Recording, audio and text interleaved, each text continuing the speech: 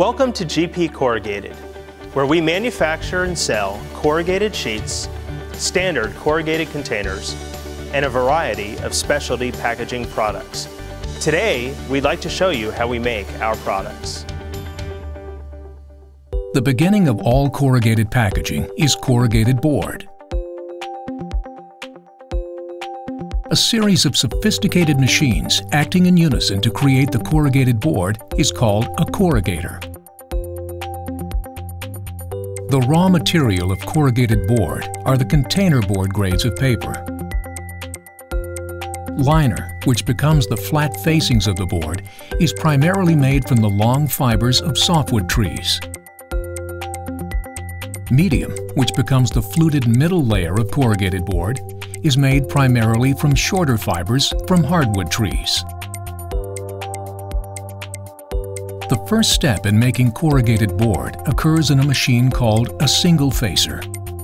A single facer combines a liner and a medium to form a single face web. To do this, the medium passes through a set of corrugating rolls under high heat and pressure to form the flutes that give corrugated board its strength and cushioning capability. Each set of corrugating rolls are made in specific flute profiles to create the performance attributes needed for the finished packaging item. A pressure roll loads the correct pressure and also brings the liner into contact with fluted medium after a cornstarch-based adhesive is applied to the flute tips by the glue roll. The glue roll turns against a metering roll to control the proper amount of adhesive that is delivered to the flute tips. It is critical that the correct pressure is applied to the corrugating rolls and that the adhesive reaches the proper temperature and consistency to form a strong bond between the liner and fluted medium. This combination is called the single face web. The single face web then leaves the single facer and is elevated to a bridge that carries the web to the double glue unit and the double backer. The liner and corrugated medium are fed into the single facer from opposite sides via a pair of roll stands for each. They are connected by a device known as a splicer. The splicer allows for changing from one roll to another without stopping the machine when the roll is consumed or when a change in paper grade or width is required. As roll stock is unwound and heads to the single facer, the paper passes around heated rolls or preheaters that bring the paper to the proper temperature for the corrugating process.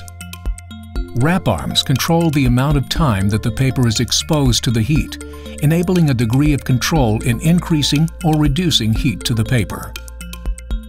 The single face web is carried up and away from the single facer by incline belts. The web folds up in festoons for the length of the bridge until it enters the E&L section of the bridge that leads to the triple stack. This allows the single face web to cure with a firm bond, so the integrity of the flute structure is not disturbed. If double wallboard is being made, both of the corrugator's single facers are running and delivering two single face webs to the bridge to be combined at the double glue unit. The single face web is threaded through heated rolls and into a machine called the double glue unit that applies the cornstarch-based adhesive to the flute tips. The liner that will become the outside facing of the corrugated board is threaded through the heated rolls on the bottom of the triple stack. The outside or double-faced liner is joined to the single face web as the board is pulled into the double backer. The double backer generally has a top and bottom belt that pulls the board through the machine. The double backer has a series of heated plates that continue to transfer heat into the board to cure the adhesive bond. It is the belts in the double backer that pull the board through the wet end of the corrugator and push it to the dry end, where the combined board is scored, slit, and cut to finished specifications. After the board goes through the double backer, it passes through a shear that severs the board to permit order changes and then into a slitter scorer. The slitter scorer slits the board into the proper width and, if needed, places the scores into the board to the specific dimensions. The state-of-the-art slitter scorer shown here has two separate slitter scorer sections. One section is setting up for the next order, while the other is running. When it is time to change orders, the shear severs the board to create a small gap to allow the slitter scorer sections to either drop in or rise from the board path, so the board can align between the top and bottom shafts that the scoring and slitting heads are mounted on. This feature allows order changes to occur at line speed. After the board is slit and scored, it continues to the cutoff knife. The cutoff knife cuts to the precise dimensions requested of the finished corrugated sheet. Most corrugators have an upper and lower knife, so that two different orders can be combined to run on the same width and grade of paper. There are exit rolls that eject the cut sheets onto belts that shingle the sheets to the stacker bays. The stacker beds of the corrugator accumulate the sheets into stacks, which are then discharged on moving belts for the stacker operators to perform quality checks and prepare for strapping and shipment.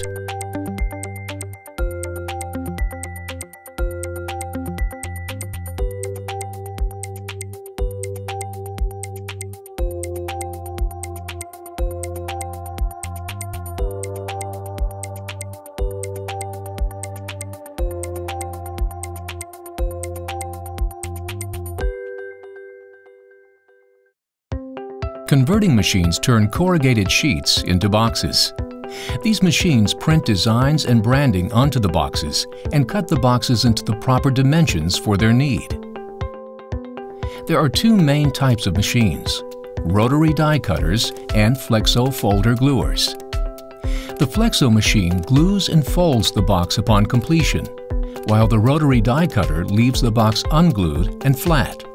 Rotary die cut boxes are typically formed by hand, such as pizza boxes, or wrapped around a product and joined on a customer's equipment. A rotary die cutter also has the ability to produce multiple boxes from each sheet, whereas a flexo machine yields one box for every sheet. Through a series of lasers and optical sensors called photo eyes and communication between an inventory management system and real-time production scheduling, material is transferred to each machine center onto an in-feed conveyor. Automatic transfer carts keep each machine fed with corrugated sheet stock. Each stack is broken down into smaller sections called blocks and shingled individually to a feed table. The sheets are fed via a set of feed wheels that work in conjunction with feed rolls that insert the sheet in the machine. Feed rolls are made of a soft durometer material that prevents the board from being crushed. Maintaining board caliper or thickness is essential to providing overall board strength to the final box. A vacuum transfer system carries the sheet through the machine across multiple print sections. On a rotary die cutter machine, the designs and branding are printed on the bottom of the corrugated sheet stock. After the stock moves through the print section, it reaches the rotary die cutters. There are different cutters for every box type that the factory produces. The cutters are built from two half cylinders with metal blades embedded, as well as foam rubber sections to eject the cut board scrap pieces. Scrap is recaptured and recycled back to a paper mill to be used in future roll stock production. The next section is called the scrubber, which removes any remaining loose cutouts and any rough edges on the cut sheets. The sheets are then shingled again to slow down the speed in which they reach the stacker. If the cut sheets hit the stacker too hard, it will damage their edges. The stacker beds accumulate the sheets into stacks, which are then discharged on moving belts for the stacker operators to perform quality checks and prepare for strapping and shipment. The beginning of the flexo process is very similar to that of the rotary die cutter. Stock is fed into the conveyor by the automatic transfer carts. Each stack is broken down into blocks. In this flexo machine, the printing is done on the top of the sheet, so the stock must be inverted. The stock is transferred to a pre-feeder, where the stacks are inverted. This automation eliminates the need for manual inversion. The sheets are then shingled and loaded into a feed bed, where feed rolls insert the sheet in the machine. Print plates are mounted on a cylinder, and an ink system allows ink to be applied to the print plate, where it transfers the ink to the board as it passes through the machine. This machine uses rotary die cuts as well, but it only produces one box per sheet, unlike the rotary-only cutter, which can produce multiple boxes per sheet. The scrap is again recaptured and recycled for future roll stock.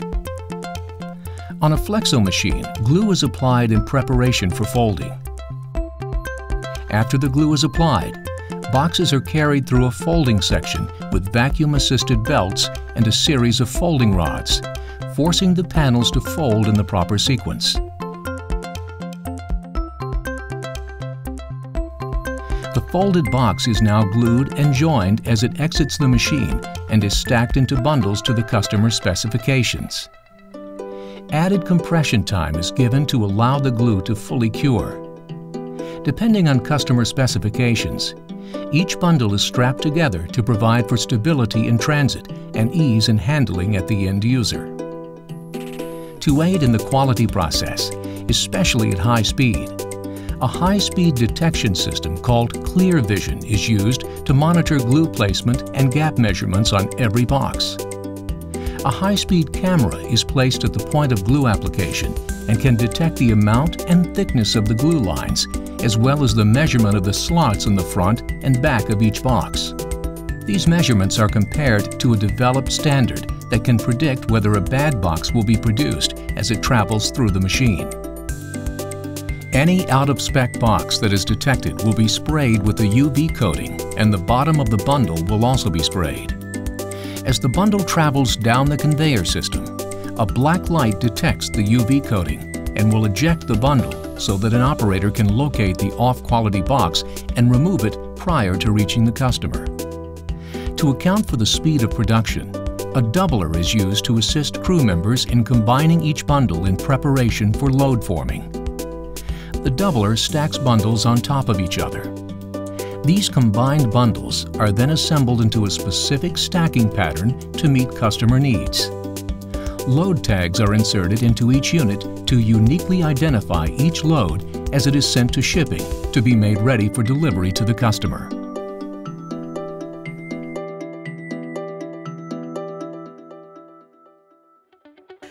At the end of another workday, you can rest easy knowing that you have the very best corrugated supplier in the industry. Whether you need corrugated sheets, standard corrugated containers, or specialty packaging products, we hope you'll look to Georgia-Pacific as your supplier of choice. Safety, sustainability, innovation, quality, customer focus, and value creation. It's in our DNA and everything we do.